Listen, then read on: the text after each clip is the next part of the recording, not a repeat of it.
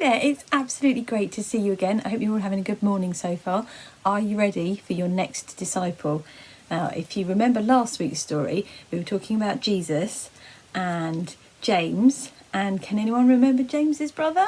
That's right, John. We were looking at James and John and that amazing time they had up the mountain where the other men from history were there, and it was just incredible and mind-blowing. We're going to talk a little bit more about John this week. So John met Jesus the same time as Andrew and Simon Peter and James, when they'd been fishing and caught nothing and had to go back out again and threw the net the other side like Jesus said, and they caught loads and loads and loads and loads of fish, and it was incredible.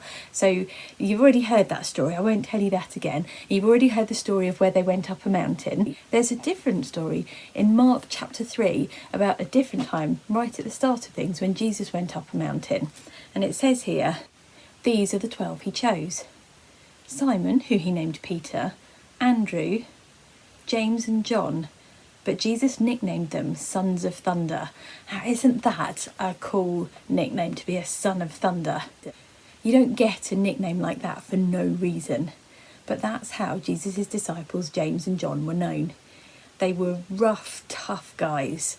They were amazing, colourful characters. They would not back away from a fight. In fact, they might even have looked forward to one. They could be very aggressive, and they could also be very insensitive. So if you remember Prudence telling us a story last week, they'd asked if they could have the most important seats next to Jesus when they were all in heaven.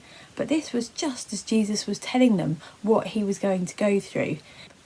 And they had completely missed the point of why he'd come to earth and what this was all about. He had come to teach people about God. He had come to show people a better way to live their lives. He had come to save all of us, the people back then and us now. He'd come to save all of us. It wasn't about being important or special or the biggest name at the party.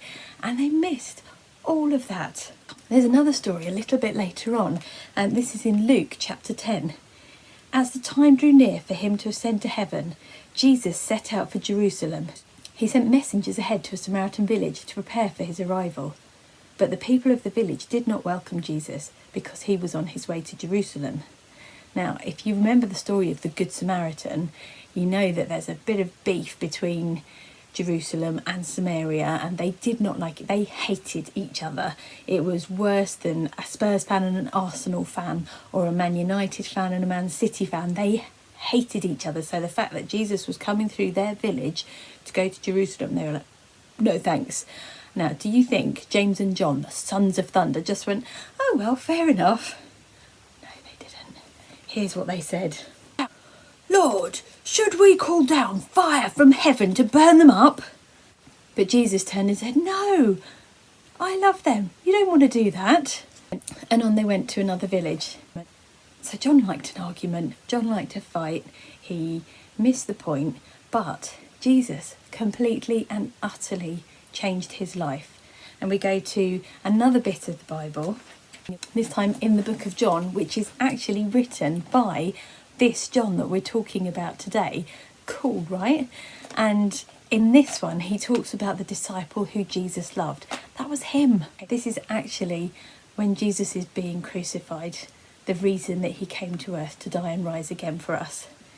Standing near the cross were Jesus' mother and his mother's sister Mary and another Mary. When Jesus saw his mother standing there beside the disciple he loved, he said to her, dear woman, here is your son. And he said to this disciple, here is your mother. And from then on, this disciple took her into his home. Jesus really loved his mum. And can you imagine him entrusting her care to somebody aggressive and always looking for fights? He'd look for anybody else. So you can see how John must have changed from the very beginning when Jesus called him to being with him at the cross, staying by his side, and then Jesus knew he was going to go on to do great things, and he knew he could trust John to look after his mum. And he can change us as well. If you find that you get really angry with things, or you don't react well, or you struggle to get the point sometimes, Jesus can still use you. And I think that is pretty cool. Bye bye.